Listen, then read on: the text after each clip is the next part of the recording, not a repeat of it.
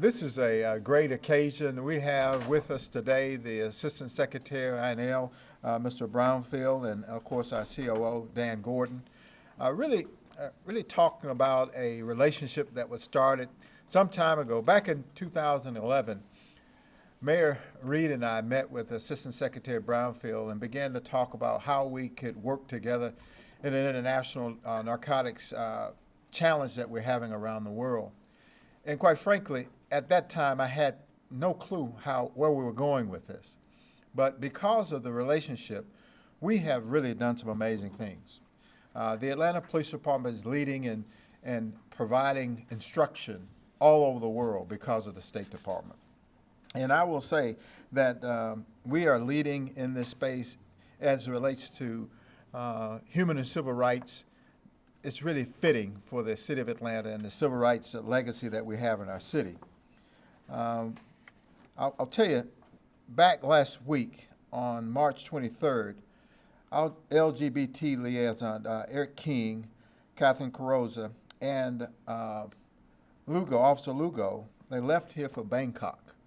And they're now in Bangkok teaching law enforcement leaders on bias-motivated hate crime.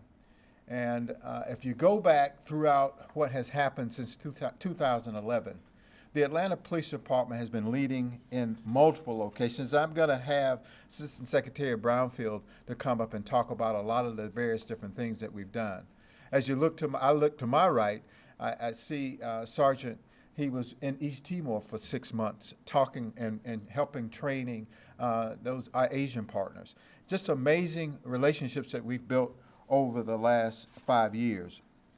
Back in 2014, maybe it was 15, the Atlanta Police Department also spent time in El Salvador training 35 criminal justice officials about hate crime and directed to the LGBT community.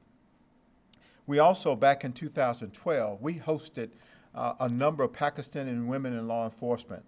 Really was traveling here that Ms. Jackson brought in to talk about women in law enforcement in Pakistan. And we had a chance to see some of our leaders, female leaders in the Atlanta Police Department, and really they left here with an understanding that this didn't come easy, that their struggle in law enforcement was really parallel to what they were experiencing now, even in their challenge. And even this year, I'm proud that Deputy Chief Shields will be traveling to Vienna, Austria, to sit on a panel and talking about our relationship with our LGBT community. So we are really leading in so many spaces. And I tell you, I am really, it was insightful to hear Secretary Brownfield talk about the other reasons that he's here today. As you know, the president was in town yesterday at the heroin summit that's taking place over at the Western Peachtree Plaza.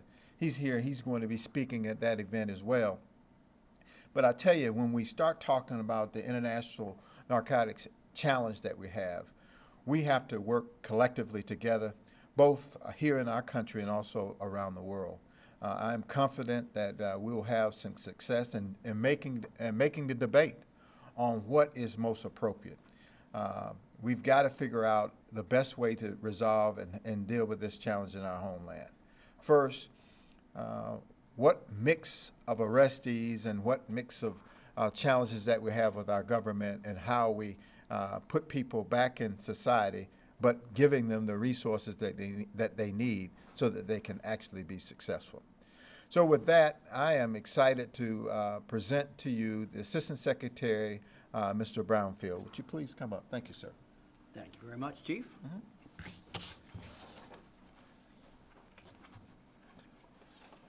Chief Turner, Chief Operating Officer Gordon, Deputy Chiefs, members of the Atlanta Police Department, distinguished representatives of the media, ladies and gents. I know what you're all saying. Oh, wonderful, another federal government official here in Atlanta to talk to you again. Well, the good news is I'm not staying very long, and I do have something I think is useful to mention in the course of this visit. As the chief mentioned, I am Bill Brownfield. I'm the Assistant Secretary for Drugs and Law Enforcement from the Department of State. We're called INL. We operate about $4 to $5 billion worth of programs in 80 different countries around the world every year. We're focused on drugs, other forms of transnational organized crime, support for law enforcement, and support for rule of law. About 5 years ago, ladies and gentlemen, we realized that we could not perform our function of working with foreign governments and foreign law enforcement just using federal law enforcement as our partners. First, there weren't literally enough of them.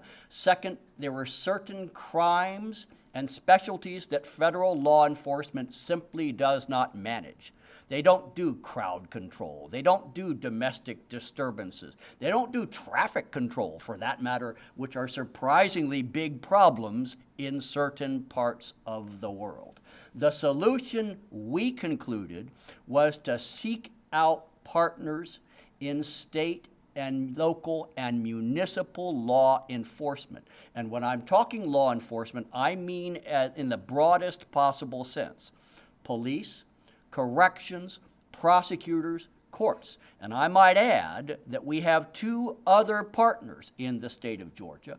The Georgia Administrative Office of Courts, working judicial issues, and the Atlanta Public Defender's Office, working obvious issues in terms of defense attorneys. Ladies and gentlemen, I want to tell you a very brief story, which in turn is a heads up for Dr. Hurlbert, who should be ready at the conclusion of this story to deliver the required item. The story starts with a major metropolitan police department. Don't interrupt me, I don't want to spoil the surprise for you. It starts in the year 2011 when we first sign an agreement with this municipal police department, and in 2012 when they first deploy specialized trainers, and they deploy them over the next 4 years to places like East Timor, to the Republic of Georgia, not the state of Georgia, the one located in southeastern Europe, to 4 different international law enforcement academies: in El Salvador for Latin America, in Botswana for Africa, in Hungary for Europe and North Africa, and in Thailand for East Asia. They deployed to the Central African Republic, and soon, as in within the next 2 weeks, they will deploy to the Republic of Nigeria. They provided basic police training or specialized technical training on things such as fingerprints. They provided training on hate crimes, on sexual and gender-based violence. And in fact, ladies and gentlemen, Monday of this week, those of you who were monitoring your State Department daily press briefings will discover that the State Department spokesman spoke for several minutes in response to a question about the specialized trainers from this unnamed municipal police department that was providing hate crimes training to law enforcement representatives from 20 different East Asian countries in Bangkok, Thailand. I would assess, ladies and gentlemen, that this unnamed police department over the last 2 years has provided training to more than 1,800 foreign law enforcement officials. That's 1,800 personal contacts. That's 1,800 opportunities to develop relationships and networks, to find information and intelligence that would help them deal with certain gangs, certain organizations, ethnic communities in their own cities. Ladies and gentlemen, I would suggest that this has been a win-win situation. For us in the State Department I&L Bureau, we have gotten a first-class quality training organization. For that organization, they have had the opportunity to build networks and contacts around the world to help them do their policing mission at home, and for representatives of more than 120 different foreign police departments and services, they have had access to the finest police training available in the world. Ladies and gentlemen, since the year 2011, this has been a great partnership between the State Department and this police department. And therefore, at the risk of spoiling the surprise, may I suggest that I would now like to offer a plaque for service on behalf of international criminal justice for more than 4 years, touching nearly 2,000 law enforcement personnel. Ladies and gentlemen, may I present what I hope will be a plaque that now appears in my hand to spoil the surprise to the Chief of the Atlanta Police Department, Chief Turner, with 1,000 thanks, and this can't be seen, so we're gonna stand over here where they can see the blipping thing with gratitude, appreciation, and admiration. Chief Turner, ladies and gentlemen of the Atlanta Police Department, thank you and congratulations. Great. Thank you. Dan? Match that, Dano. Terrific job. Assistant Secretary Brownfield, thank you for choosing to be in Atlanta today, and thank you for thinking of Atlanta to be a true leader in this space that we all care so much about. And I hope you sense on behalf of the mayor and the city of Atlanta a true, sincere appreciation for the partnership and continued support for the impact we're all making together. I also want to thank your distinguished colleagues that came in with you from out of town to support this wonderful program. This is another example where the Atlanta Police Department is helping to create healthy and thriving communities for all folks that choose to live in this city. And we want to continue that and remain committed to doing so. I want to thank Chief Turner and all those in uniform that you see here, but especially those that are out in the field every day keeping us safe, that you might not see on camera at these types of events. These men and women are extraordinary, and we remain committed here and where we can help overseas to other partners to making a wonderful impact in areas of public safety, health, and inclusiveness to make sure all folks can be healthy and thriving in their communities. I'm going to turn it back to Chief, but I just want to thank you again, Assistant Secretary, for being here in Atlanta. We're so honored to receive this award, and we will remain very committed to this wonderful cause. Thank you again. But let me just say one point that Secretary Brownfield did not mention. This, of course, this training is at no cost to the city of Atlanta and the citizens of Atlanta. This is the training that we are providing around the world is provided strictly by the State Department, and all the costs associated with that. So if you have any questions, we're available to answer any questions. Yes? I am wondering what this training looks like. You specifically mentioned Nigeria and a number of other countries. Sure. If I'm not mistaken, Nigeria homosexuality is punishable by. Yeah. Yeah. But So, how does this? so Nigeria, training actually, the Secretary talked about a number of various different trainings. So actually, we're having civilians to go over to actually train on fingerprinting and also crime analysis and crime scene techs. So our crime scene techs are going to train other crime scene techs there in Nigeria. So not much then in terms of exchange on LGBT training. Not specifically for that particular part of the world. Do these partnerships, move those conversations forward in any way? I absolutely think so. I use the example about the Pakistani women coming in. As you know, well, I tell you, when we saw the transition with the delegation that was in, for the time that they were here. I think they were here for 4 days. They started off very, very meek and mild. They would not speak about really any issues. And by the time they left here, after talking to, at the time, our COO, Doria Faruqi, was a Pakistani woman who was leading our city, spent time with them and began to see really the challenges that women experience throughout our country and moved to the places that they find themselves in today. And they began to be strengthened and energized with the mission that they found themselves in and where they were in their country. We find that to be the case in every place that we go. Anytime that you have conversations with people about a new way of thinking, you begin to change lives. Chief, may I add something to that? Because I want to be right specific in terms of your question. And I want to be very clear on this. As far as the State Department is concerned, the Atlanta Police Department is the leader on the issue of hate crimes and sexual and gender-based violence crimes. We made the decision last year to ask the Atlanta PD to provide trainers at all 4 of the international law enforcement academies. For Africa, where Nigerian police do participate.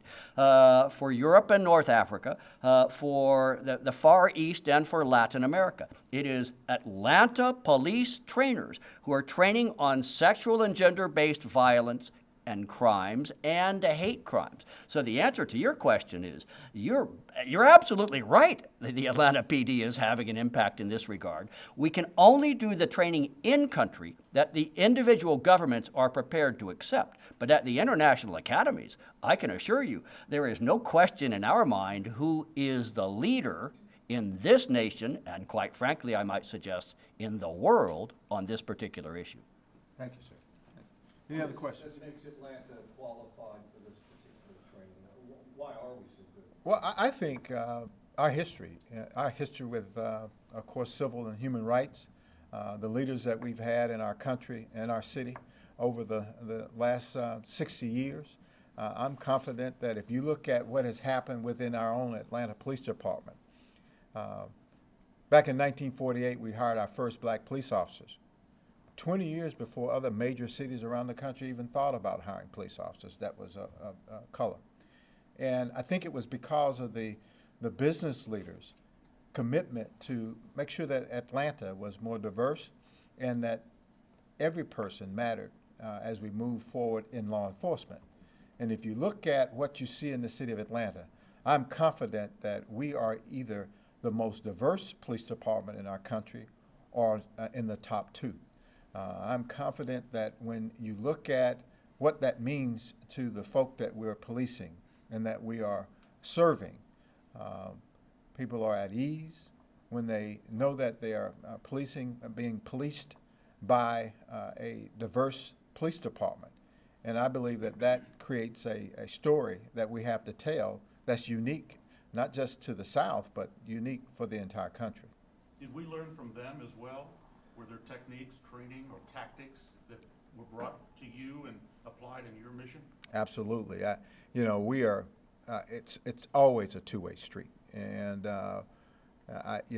when you have a chance, take some time to talk to Sergeant Picard. He spent 6 months in East Timor, and he was a trainer in our academy for several years, and he spent time there to really talk about training up a police department.